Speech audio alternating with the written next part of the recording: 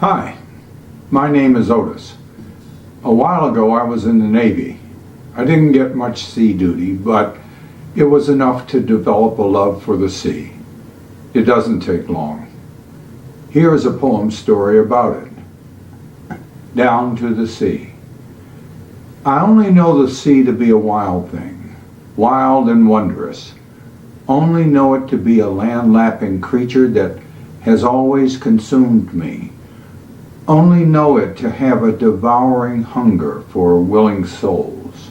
Only know of a desire to be with it that lurks in pools within my heart.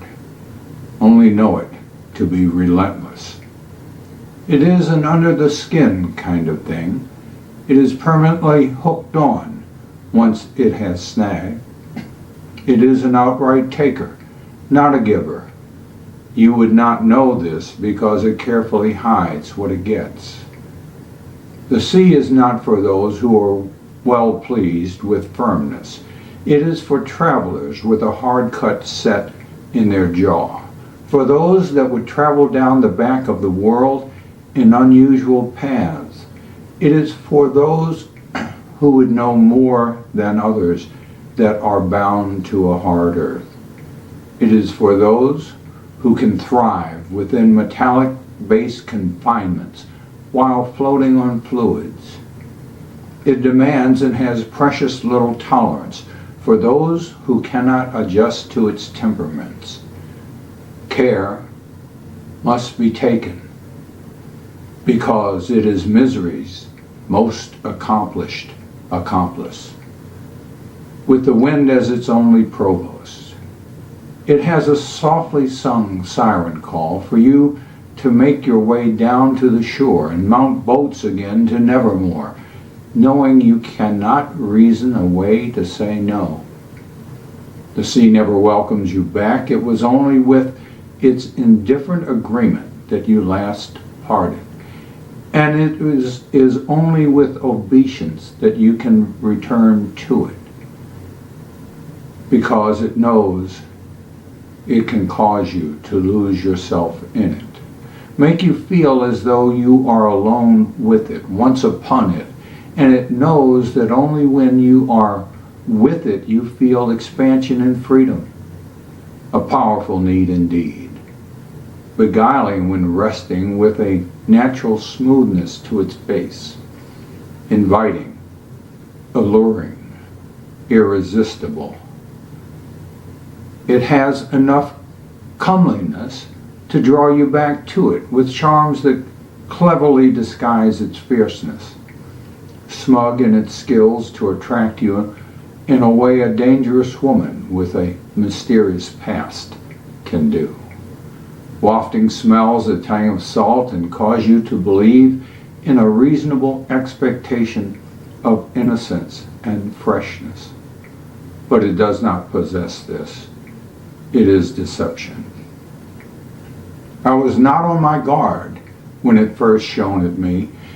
It was the beginning of a most intricate trap, which had tight-laced, encased beauty and surrounding fragrance. Without my knowledge or any ceremony, we were married at the Soul long ago. Now, it is both master and mistress to me. I know it well, and what it demands of me. Try as I may to find another, there's something missing from me when I am without it, because it whips up a freedom and gives me a breeze. It medicates my human condition. Such gentle exhilaration there is in being tossed to and fro before the wind and gliding on its surface, slicing with a hull without scarring. And here are stretches of time that are empty except when punctuated with ships and sails on a horizon. They move so slowly, with grace and power, past each other while I watch. I seem to get older while it does not. When time has passed, it has watched me as just another mortal acquaintance. I have been happy for the company. Sometimes in the morning you know what is to come. The wind starts a swell, and a swell begets a wave. This is its essence, brewing. And a wave is there, and then not there, only to be there again. And the waves roll as they do on each other with churn. Its capacity for excitement is vast. If it doesn't come today, it will be here tomorrow. In the days and nights with smooth calm, there is peace, and you can slip by with ease along the surface. In those nights, the sea puts you to sleep with a hushing, rushing lullaby and magical incantations spoken by its waves, repeated time and time again. Soft roll, lap roll, rocking roll. It has no steady rhythm, but there is an unsteady hypnotic rhythm you can rely on. And then there are the days and nights with rough handling. It always gets to choose while I wait. And then there are the days and nights when it has a fury unknown even in deepest hell. I have seen it turn against me and all my kind. It is a savagery driven at the speed of the wind.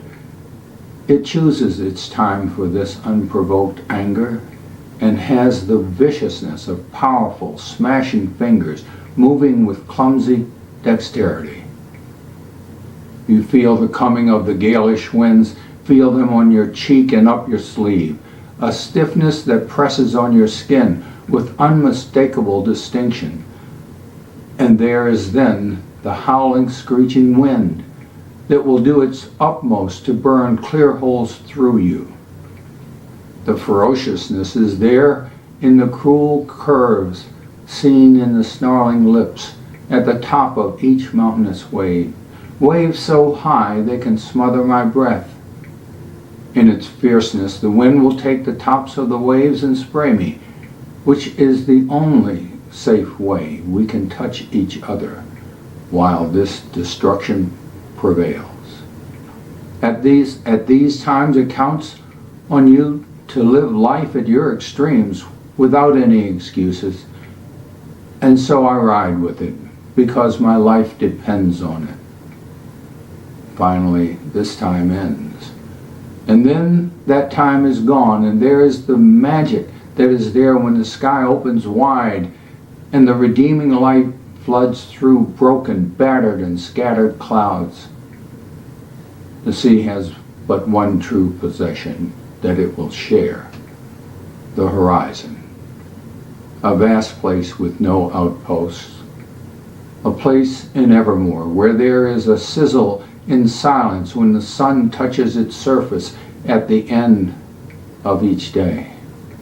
I am resigned that I can never be anything more meaningful to the sea than a small straw on its surface. I have given up on the pretense of having a conclusion with it. It makes no promises, and if it did, it would break each one. And so, down to the sea I go, once again.